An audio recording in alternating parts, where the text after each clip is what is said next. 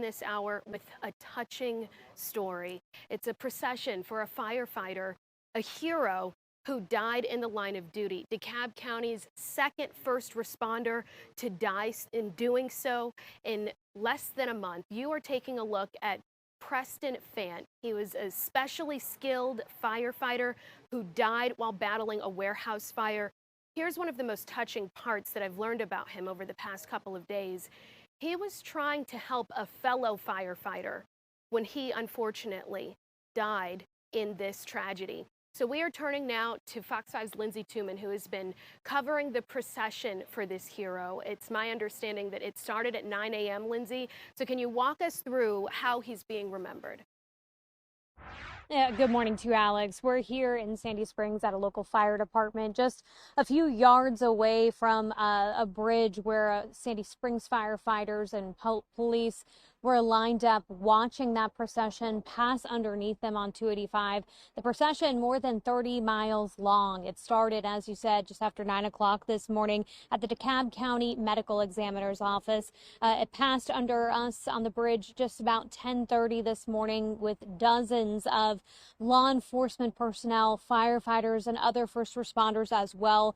And it was such a heartwarming and heartbreaking sight, really. Those moments of silence on what are typically a very busy interstate as they passed under us. Everybody paying their respects to this first responder who not only gave his life in the line of duty, but was also had given 20 years of service as a first responder as well. So this tragedy happened on Monday when Fant was responding to a warehouse fire in DeKalb County.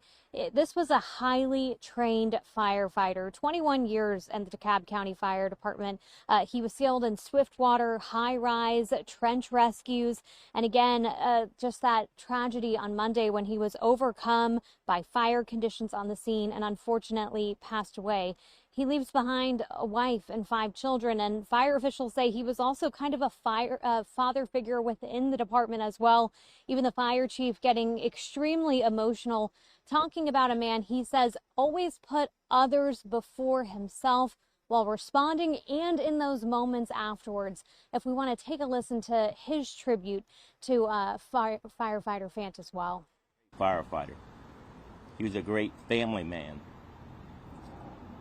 Interestingly enough, where I normally saw him was on a fire scene. Great family man. Interestingly enough, where I normally saw him was on a fire scene. And after the incident was over, he would ask me about my son. He got to know my son.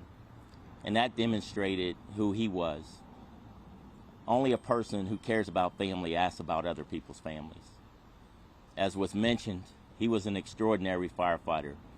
Working at this station, as I mentioned, all of the skill sets that they have to have that go beyond just being a firefighter, you have to have a commitment, you have to have a love to the job, and that's what he demonstrated.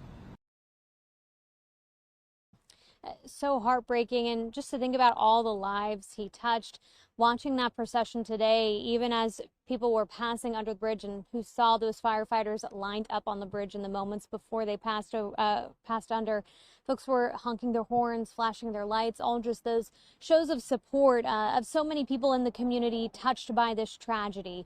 Now, the procession ended at the West Cobb Funeral Home in Marietta. Again, a 33-mile long procession. There's no word quite yet on what those funeral plans will be, if there's going to be any kind of public visitation, but of course we'll keep you updated as we hear more about that. That's the latest here in Sandy Springs. I'm Lindsay Tuman. Back to you.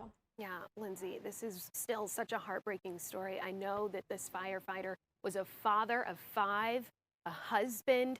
You can only imagine what their family is going through right now. I was listening yesterday as Chief Fulham explained who this firefighter was.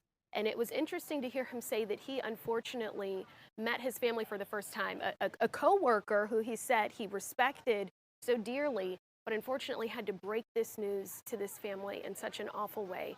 So we appreciate your time, Lindsay. I do want to ask, if you don't know, it's fine, but has there been any update on what might have caused that warehouse fire?